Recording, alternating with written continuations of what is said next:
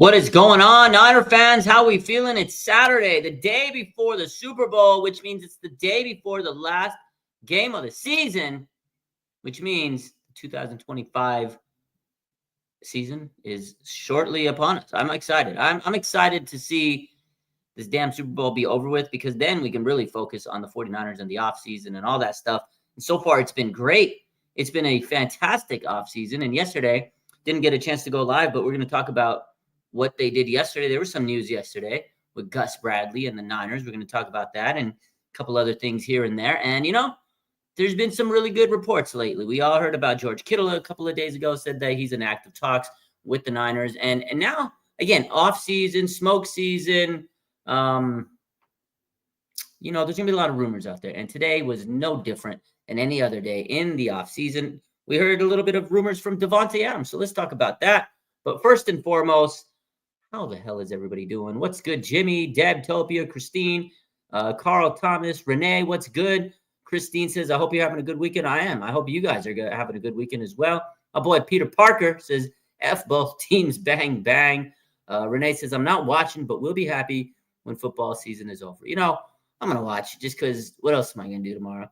I'm not going to go do anything else except watch this darn Super Bowl and see what the heck happened, because I'm going to want to talk about it afterwards, so I got to watch it so I can be able to talk about it. So everybody says, yeah, what's up, everybody? Carl says, I'm good. How are you? I'm doing great, man. Had a good day so far. And like I said, let's talk about the news. The 49ers this morning is a little developing story from Jeremy Fowler of ESPN. He says that DeVonte Adams is, likely a guy that could be gone out of the Jets this offseason. Who knows? Maybe his time will come and he might leave the Jets. There's a lot of rumors on what's going to happen to him. And according to Jeremy Fowler, it says the New York Jets wide receiver DeVonte Adams has the West Coast on his mind. He says that he's intrigued by returning to play on the West Coast and that he would be open to teams like the Los Angeles Rams and the Los Angeles Chargers. Fowler also noted that the San Francisco 49ers are a possible suitor. They're on the West Coast. So he says the Jets must address the future of receiver DeVonte Adams, whose $38.3 million cap hit is untenable. He says, a source told me that Adams is intrigued by a return to the West Coast and would be open to potentially joining teams as the Rams or Chargers if he gets released. I put the 49ers in the conversation too.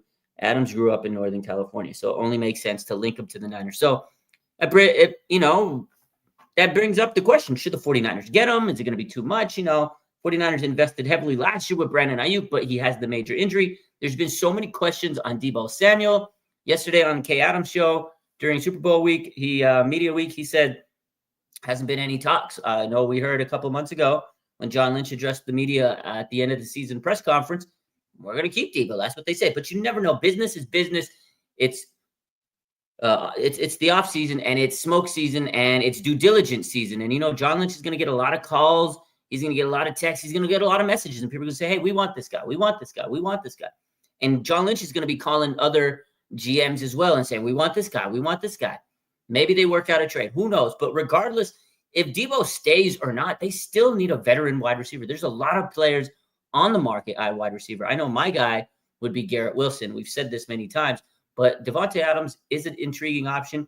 I know he's a little bit older, but he's still a good player.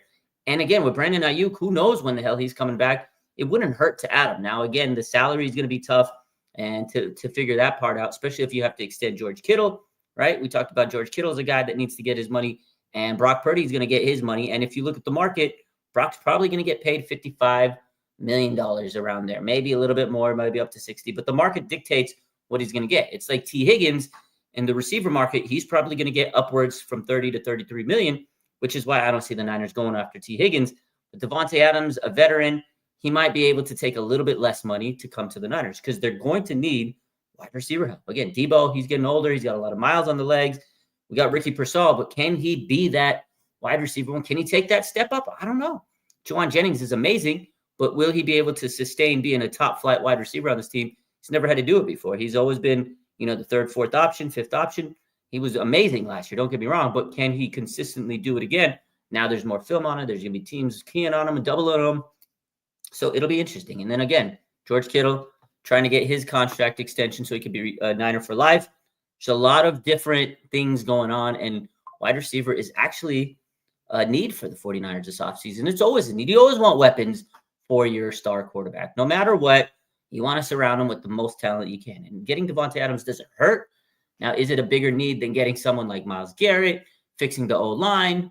No, it's not. Absolutely not. The D-line and O-line 100% are bigger needs than getting a wide receiver like DeVonte Adams. It's more of a luxury, but it's kind of a needed luxury because you definitely need to have weapons on your offense for your quarterback. And last year, Niners offense kind of was stagnant, right? I know they didn't have Christian McCaffrey's had a lot of injuries and stuff, but when they got into the red zone, man, there was not a lot of options, and teams knew how to stop them. And, they had to opt for field goals. And then, of course, your field goal kicker sucked. Your place kicker was terrible. So when you had to settle for field goals, you couldn't even guarantee that you were going to make a field goal. So your whole offense was just in disarray. So getting a guy like Adams could help in many ways. Red zone, stretch the field, et cetera, et cetera. So let's take a look at some of the comments because you guys are going crazy here while we're yapping away. So let's take a look. Renee says, is Moody still on the team? Unfortunately, Renee, Moody is still on the team. Chris says, it is said that if the Niners don't get Myles Garrett, they should go after Trey Hendrickson. How would he fare with Bosa? I mean, Trey wouldn't be bad, but he wouldn't be Myles Garrett. But you need some good talent on the 49ers defensive line. I don't think it would hurt to get guys like Trey Hendrickson. Obviously, Myles Garrett would be the crown jewel, and he's a step above pretty much everybody in defensive, edge rusher land. But, it wouldn't be a bad plan B, but I really hope they go after plan A, which would be Myles Garrett. So good afternoon, 49ers Red Zone. My man Julius is Team Kansas City or Team Philly. Nah, we're Team Kendrick. I'm Team SZA for this Super Bowl. That's really what I'm watching for. My girl SZA, I hope she plays some of her old jams. That's really what I'll be watching the Super Bowl for. SZA in the Super Bowl commercials. Any update on AD, says Debtopia? Oh, man. I know this is not a basketball channel, but Anthony Davis left after a great first half. Non-contact injury. They're saying lower leg injury. It looked like a groin. I don't know. But he had 26.16 rebounds. He was killing it. 7 assists, 3 blocks in his debut first half, and he left. So that was rough for the Maverick fans to hear that. They're already pissed that Luka's gone. But you know what? Sliding back to the Niners, injuries. We want to talk about Anthony Davis and those injuries. We know firsthand that injuries have been a big reason why the 49ers weren't able to win a lot of games. Obviously, there was other factors. Injuries didn't help. So that's one other thing of signing some of these players in the offseason would be huge. A guy like Myles Garrett, a guy like DeVonte Adams, they haven't been injured throughout their career. Or if they were, it's very minor. That's what you guys want as a Niner fan. You want to have players that can sustain a long season, that can go out there. They're durable, and, they take care of their bodies. And that's why I think getting guys like Myles Garrett and DeVonte Adams would be great because they can probably be able to play and, stay healthy, hopefully, if they come to the Bay. And that's what you don't want. You don't want injury-prone guys. That's why I know Cooper Kupp's out there. There's a lot of rumors about Cooper Kupp. I wouldn't want him because of the injury risk he has. Great player through his career, but he's been limited, hampered by a lot of hamstring issues. T. Higgins, a lot of injuries throughout his career as well. Great player. He's going to get a lot of money, but you want to risk taking a player like that because of the injury risk? No. So in this offseason, whatever the 49ers do, whatever happens, I just hope that they make sound decisions and don't get any injury-prone players. That's what I want them to stay away from. Build around good, young, sustainable players that can stay healthy. But again, you can't predict an injury. But if you have a veteran on the market that has a history of injuries, you probably want to stay away from them. It's like getting a used car. You look at the Carfax and you look at the history of, car accidents, and you're like, oh, this car's had about 5 injuries or accidents or whatever. Injury in a car is basically an accident. And you're like, oh, I probably shouldn't get that car. But if you look at the Carfax, you see a used car, low miles, got no history of accidents, probably think that's a good buy. I don't know. That's the way I look at it. That's the way the 49ers should approach this offseason. Look at the Carfax on these players, so to speak. Look under the hood and check out their injury history. If they have a lot of injuries, probably not a good idea to sign them this offseason. That's my rant. That's my soapbox. So we'll get that out of the way. Again, DeVonte Adams rumors are swirling. You're going to hear a lot during the next couple of weeks.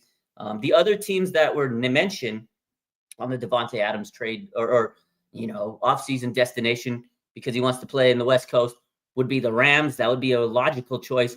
They got a coach that knows how to utilize, receivers like that, and they're getting rid of Cooper Kupp. They got a good, solid system. I think DeVonte Adams would fit right in with Stafford. I think it would be a solid move for them. I can see it happening. And, the other guy would be, or the other team would be the Chargers. They need another receiver to help pair with Ladd McConkey. I could see it. DeVonte going to the Chargers. You got Herbert. I think that would be a great receiver for him. He's had other receivers like Keenan Allen, good veterans like that in the past. I think it makes sense. There's a lot of other teams. I know there's so many rumors of where Adams might go. I know this specific report said West Coast, but you also would think that maybe Washington, maybe Buffalo, although they're not West Coast teams, would be teams that would look into getting a DeVonte Adams. And hey, the Patriots, throw them in there because they desperately need a wide receiver. So it's going to be crazy. Offseason, again, after tomorrow, let the rumors go crazy because it's going to be rumor mill central on Monday. I'm telling you, as soon as Sunday's done, the Super Bowl's done on Monday, we're going to be doom, rumor. It's going to be crazy because then the combine's coming up in a few weeks. There's going to be like trade rumors on prospects, on players trying to move up in the draft.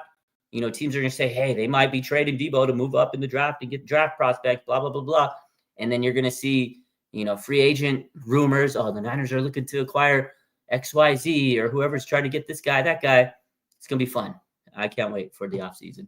And so far, again, the Niners have had a fantastic offseason. And speaking of fantastic offseasons, yesterday, I know we're speaking on news from yesterday, but I wasn't live. The Niners added former NFL head coach Gus Bradley to their defensive staff as a defensive assistant.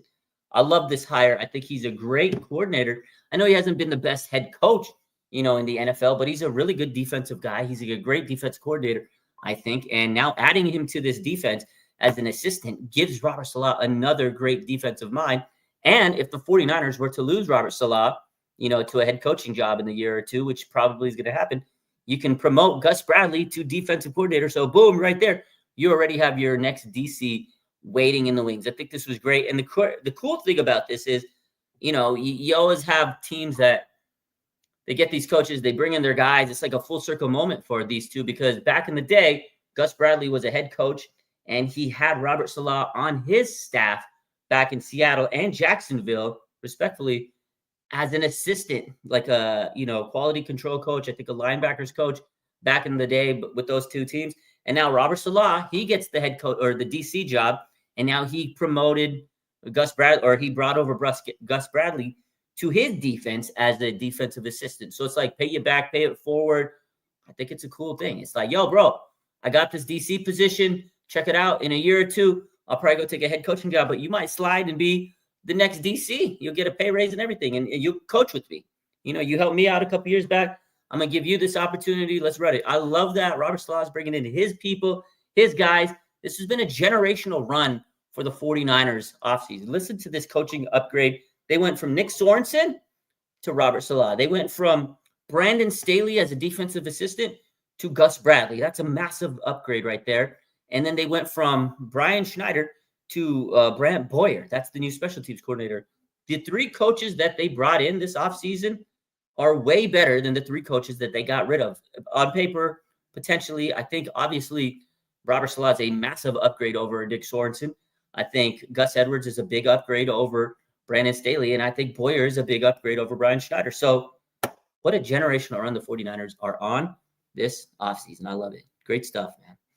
So AK says, I saw a report that the 49ers fired Gus Bradley. No, they hired Gus Bradley. They just brought him on yesterday.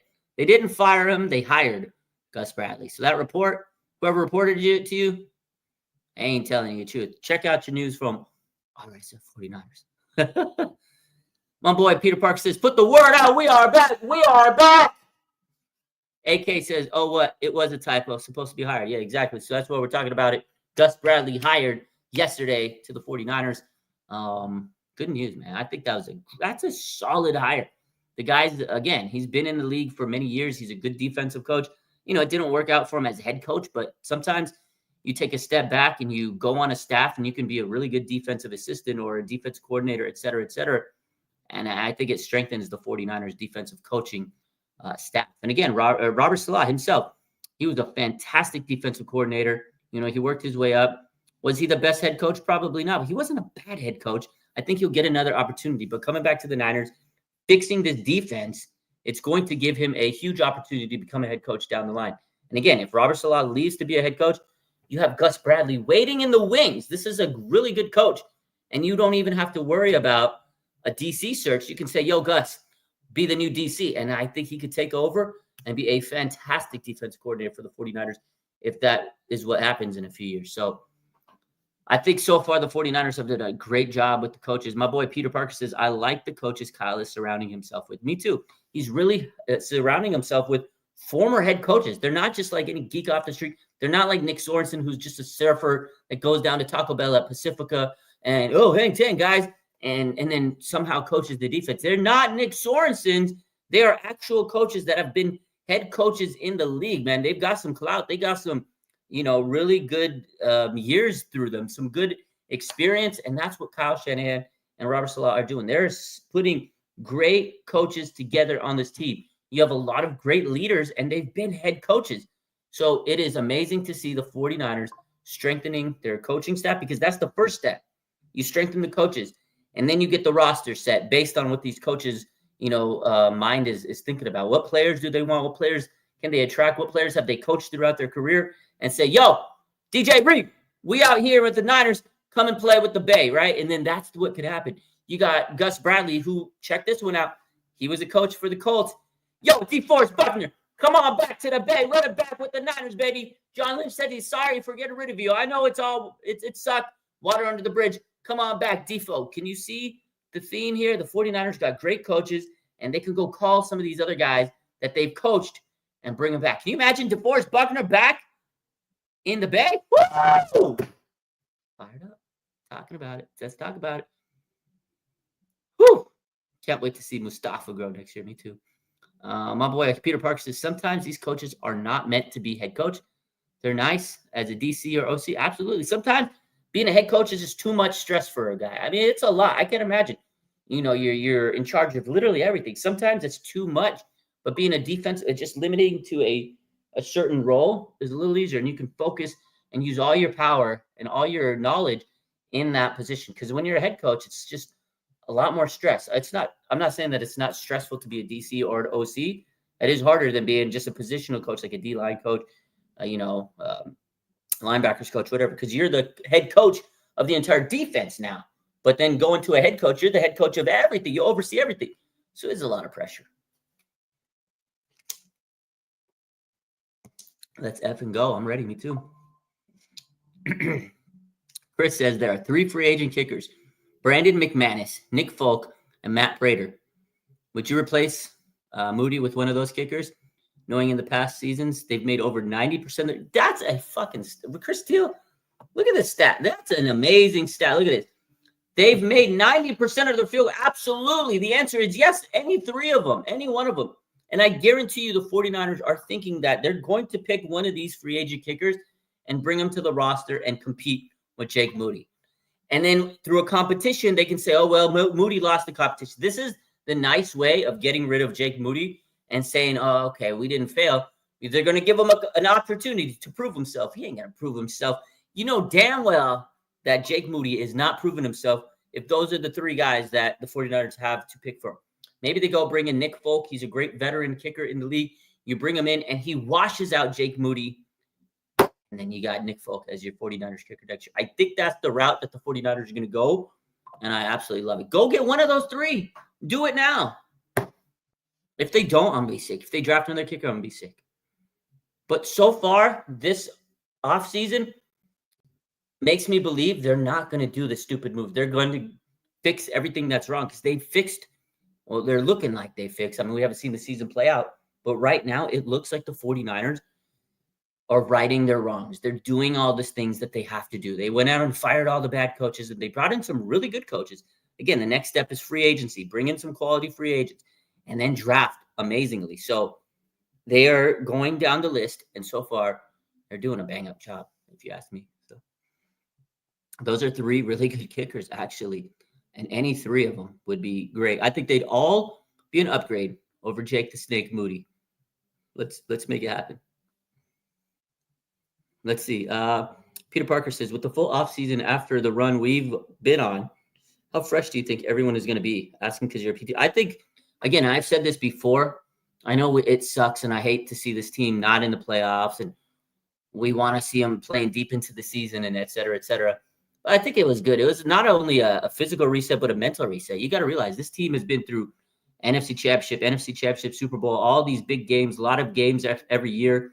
I think it does take a toll. You know, George Kittle said many times, it's like getting through a car wreck every weekend. So imagine you go through a car wreck for 17 games and then extra games in the playoffs. It's tough. I think they kind of needed this. It sucked because, you know, we had to miss the playoffs and have a shitty season. But I think at the end of the day, this team's going to refocus. I think the break does them well, and they can get healthy because a lot of them were injured this year. Look at George Kittle. He, revealed the other day on Up and Adams that he played through fractured ribs. You know, he had cracked rib. He broke it.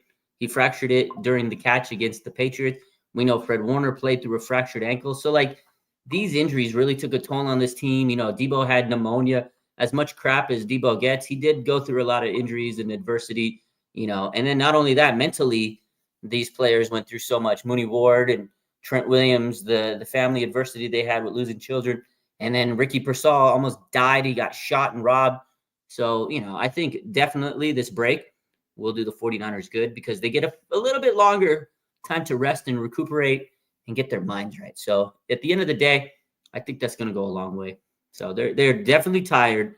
They all needed time to rest and let their bodies kind of recuperate from the stressful season. So, yeah, good question. Mentally and physically, they need to get their bodies to heal, says Christine. Absolutely. Debtopia says, I really want those contracts done early. I think we all do. I think we don't want to see Trent or George Kittle's contract drag into the offseason. I don't think we want to see Brock Purdy's contract drag into the training camp and offseason. So I think the sentiment is get this stuff done early, 100%. So Renee says, do you think it'll be a couple of years before they extend the season? The commissioner said, God, I hope they don't do it anytime. I hope they don't. Players don't want it. You can tell there's been so many reports where the players are all anti, season extension. It sucks because it's already extended to 17 games. You get an extra week. Their bodies just go through so much. And like I just said, it's nice for these players sometimes to miss the playoffs to get a rest. Can you imagine they extend the season? You get less time to recuperate. I know they want to make money and do all that stuff, but at some point it just gets too much, man. The NFL season's perfect where it was better at 16 games, if you ask me, but you don't need to extend it out. It's not the NBA, it's not the MLB, it's not these other leagues, NHL, where their seasons are 82 games. It's crazy seeing. I mean, those sports, they have long ass seasons, man. And the Niners or the football, it's a shorter season because these guys take beatings. They're out there hitting each other, running and putting their bodies through so much. Not saying the other sports don't, but I mean, the amount of contact you take in the NFL, you need time to recuperate. Your body doesn't just get better overnight, man. You need time to rest and recuperate and regenerate and train. And I think if you extend the season out, you're going to have more injuries, and it's just the product's not going to be as good as it needs to be. So, good question. My man says the worst Super Bowl hangover of all time. Yeah, that was bad. California man says, hopefully Purdy will sign a new contract extension deal soon before the start of minicamp and training camp. That way he won't be in the same situation. Yeah, again, I think that's what Deb's talking about. We can't let this team drag out their contracts. We need them to sign these extensions earlier because, players don't go into minicamp or training camp with their contracts and they hold out and then they're rusty and then they don't play good and it leads to a higher risk of injuries, the whole cycle. So, yeah, I think we all want to see Brock get signed earlier rather than later. So, Deb says if they go to 18-game season, they must add another bye week, 100%. Absolutely, they need it. If they're going to lengthen the season, give these players more time to rest. Rams are dangerous. Says Peter Parker, not a Super Bowl hangover without winning.